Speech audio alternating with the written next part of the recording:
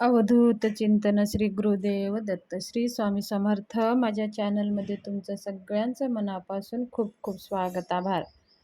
चला तर मग आज आपला विषय आहे, आपल्याला धनप्राप्तीसाठी व्यंकटेश्वर स्तोत्राचं कसं पाठन करावे आणि ह्या स्तोत्राचं पाठन केल्याने आपल्याला आर्थिक लाभ तर होतेच आणि आपल्या सगळ्या मनोकामना पूर्ण होतात.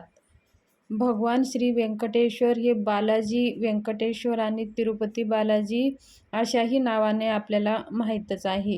हिंदू धर्मातील सर्वात लोकप्रिय देवता म्हणजे श्री व्यंकटेश्वर तिरुपती बालाजी आहे. देश विदेशातून कोट्यावधी लोक भक्त व्यंकटेश्वर दर्शन घेत असतात. व्यंकटेश्वर देवाचे दर्शन घेत असतात. तिरुपती बालाजी मंदिरात सर्वात श्रीमंत मंदिरापैकी एक मंदिर आहे, हे आपल्याला माहीतच आहे. आणि त्याचप्रमाणे आपल्याला 2025मध्ये धनप्राप्तीसाठी काही संकल्प करून जर आपण ह्या सेवा केले तर आपल्याला धनप्राप्ती 100% धनप्राप्ती होत असते. आपल्या इच्छा आकांक्षा आपल्या भगवान व्यंकटेश्वर समोर ठेवून जर आपण ह्या स्तोत्राचं जर पाठन केले तर आपल्याला खूप काही असे चमत्कारिक लाभ होत असतात. आपल्या घरातील ग्रहपीडा निवारण होते, संकट निवारण होतात आणि आपल्या इच्छा मनोकामना पूर्ण होतात. ह्या व्यंकटेश्वर स्तोत्र अत्यंत प्रभावशाली मानला जातो. श्री व्यंकटेश्वर तिरुपती बालाजी हे भगवान विष्णूचे अवतार आहेत.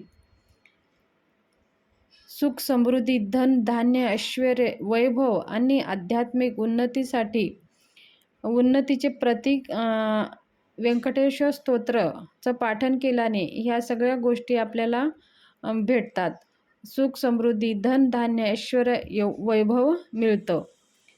व्यंकटेश्वर स्तोत्र भगवान श्री व्यंकटेश्वर तिरुपती बालाजी देवस्थानाला प्रसन्न करण्यासाठी हा स्तोत्रचं पाठन केलं जातं. आपली इच्छा पूर्ण लवकर होण्यासाठी प्रभावी स्तोत्र आहे. व्यंकटेश स्तोत्र एक अत्यंत प्रभावी स्तोत्र आहे. अनेक जणांना अनुभव आलेला आहे. अर्थात त्याची श्रद्धा असणे अत्यंत महत्त्वाचं आहे. अनुभव सगळ्यांना येतो. व्यंकटेश्वर देवता हे लवकर प्रसन्न होणारे हे देवता आहेत. व्यंकटेश्वर स्तोत्राचा पाठ केल्याने एकाग्रत अनेक पाठन केल्याने ह्याचे लाभ अनेकांना आलेले आहेत. व्यंकटेश्वर स्तोत्राचा आशीर्वाद आपल्याला मिळतोच. जीवनात सुख ज्यांच्या जीवनामध्ये सुख निघून गेलेलं आहे त्या लोकांनी तर व्यंकटेश्वर स्तोत्र आवर्जून पाठ करावं. व्यंकटेश्वर स्तोत्र हे पाठ करण्यापूर्वी पहिल्या दिवशी आपल्या इच्छा आणि अडचणी भगवान व्यंकटेश्वर स्तोत्राला संकल्प करून सांगायचा आहे. एक मंडळ म्हणजे 21 वेळा ह्या स्तोत्राचं पाठन करायचं असतं. 21 हे स्तोत्र 21 दिवस रोज रात्री 12 वाजता हे स्तोत्र म्हणायला सुरुवात करायची आहे. आणि 21 वेळा म्हणणं झाल्यानंतर आपल्याला रात्री ठीक 12 वाजता सुरू करायचं. मग कितीही वाजलं तरीही पण चालेल, पण ठीक 12 वाजताच या स्तोत्राचं पाठन आपल्याला करायचं आहे. 21 वेळा 21 दिवस ह्या स्तोत्राचं पाठन करायचं आहे. जितक्या गोष्टी 21 दिवस ह्या गोष्टी जितक्या टाळता येईल तेवढ्या टाळायच्या आहेत.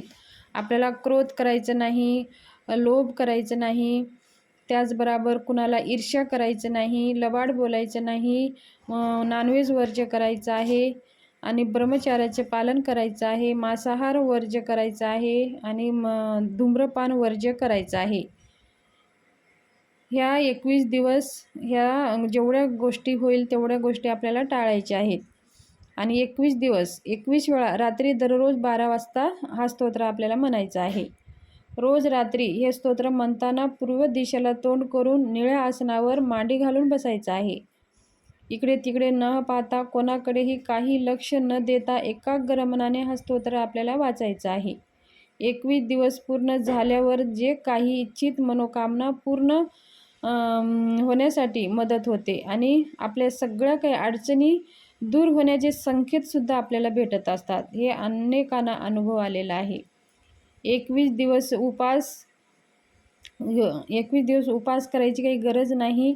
ही उपासना पार पडताना कितीही विघ्ने, संकटे आली तर त्याच्यावर मात करण्याची आपली तयारी ठेवायची आहे. हे स्तोत्र खूप छोटं आहे आणि हे स्तोत्र संस्कृतमध्ये आहे. हे स्तोत्र पाठन करताना आपल्याला काही संकटे आले तरी ते संकटाला पार करून आपल्याला हे स्तोत्र पाठन करायचं आहे. आपल्या घरातली ग्रहपीडा निवारण होते, संकटे निवारण होण्यासाठी हा स्तोत्र अत्यंत प्रभावशाली मानला जातो. 21 दिवस कालावधी उपास ठेवणे काही गरज नाही. शक्य असेल तुम्ही ठेवू शकता, नाही ठेवलं तरी पण चालेल. 21 दिवस ब्रह्मचर्याचे आपल्याला पालन करायचं आहे. 21 दिवस 21 मंडळ पूर्ण करायचं आहे. 21 दिवस 21 वेळा जर हा स्तोत्र वाचन केले तर 21 मंडळ होतो. म्हणजे असे 21 दिवसाचे 21 मंडळ आपले पूर्ण होतात. सुतक मासिक धर्म आल्यास आपला मंडळ थांबवायचा आहे आणि पुन्हा नव्याने सुरुवात करायची आहे. स्तोत्र वाचण्याच्या वेळी भगवान श्री व्यंकटेश्वराची मूर्ती, प्रतिमा किंवा चित्र समोर ठेवणे आवश्यक आहे. भगवान श्री व्यंकटेश्वर देवासमोर दिवा लावून फुलाची हार अर्पण करून देवाला नमस्कार करून एक छानशी सुगंधित अगरबत्ती लावून बसायचं आहे. स्तोत्राचा अर्थ समजून घेण्याचा प्रयत्न आपल्याला करायचा आहे. वाचताना भगवंताचे आभार मानले पाहिजे आणि पुढील इच्छा पूर्ण होण्यासाठी प्रार्थना करायची आहे. स्त्री पुरुष दोघेही स्तोत्र वाचू शकतात. व्यंकटेश्वर स्तोत्र मंडळाचे वाचन स्त्रियांसाठी अत्यंत फलदायी मानले जाते. मराठीत किंवा संस्कृत भाषेत वाचू शकता. संस्कृतमधून वाचल्यास वेळ वाढण्याची भीती मनात ठेवू नये. आपण भगवान श्रीकृष्णाला विनंती करून हा स्तोत्र वाचायचा आहे. स्तोत्र मंडळ करण्यापूर्वी योग्य तयारी करणे, नियम आणि पद्धतीचं पालन करणे आवश्यक आहे. स्तोत्र काळात शांतता आणि सकारात्मकता विचार करणे आणि नकारात्मकता विचारपासून दूर राहणे खूप आवश्यक आहे. हा संकल्प करताना श्री व्यंकटेश्वर देवावर संपूर्ण श्रद्धा आणि विश्वास ठेवणे आवश्यक आहे. श्री व्यंकटेश्वर स्तोत्र पाठनाने आपल्या सगळ्या मनोकामना पूर्ण होतात. ह्याच्यात काय क्षणमात्रीसुद्धा शंका नाही. मराठीतून वाचायला गेलं तर आपल्याला 108 ओव्याचं स्तोत्र आहे आणि तो एक वेळेस वाचण्यासाठी कमीत कमी 10 मिनटं लागतात. तर संस्कृतमधला व्यंकटेश्वर स्तोत्र हा 15 श्लोकाचा आहे. पण आपल्याला 21 मंडळ वाचण्यासाठी आपल्याला 1 पासून तर 8 श्लोकापर्यंत वाचायचं आहे. 21 वेळेस आपल्याला फलश्रुती वाचायची आहे.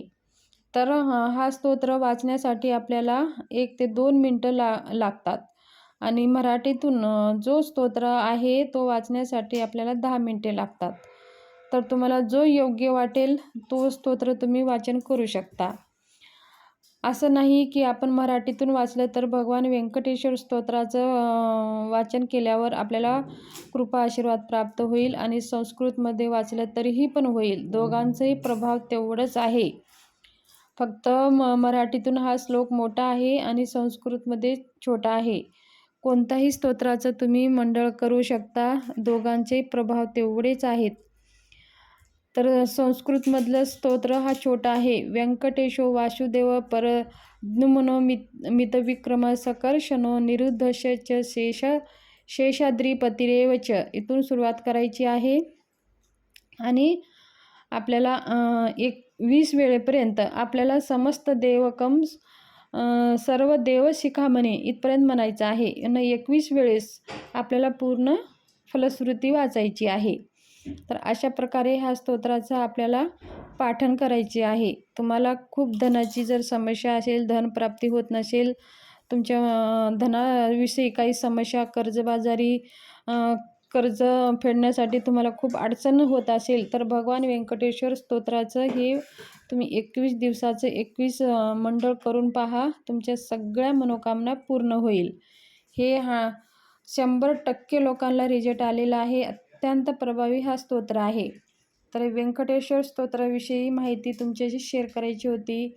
जर माझी माहिती कशी वाटली, माझी माहिती जर आवडली असेल तर चॅनलला शेअर करा, सबस्क्राईब करा आणि एक लाईक जरूर करा आणि हा व्हिडिओ जास्तीत जास्त ग्रुपमध्ये शेअर करा. आणि मला जॉईंट व्हायचं असेल तर जॉईंट बटन क्लिक करून मला तुम्ही जॉईन करू शकता.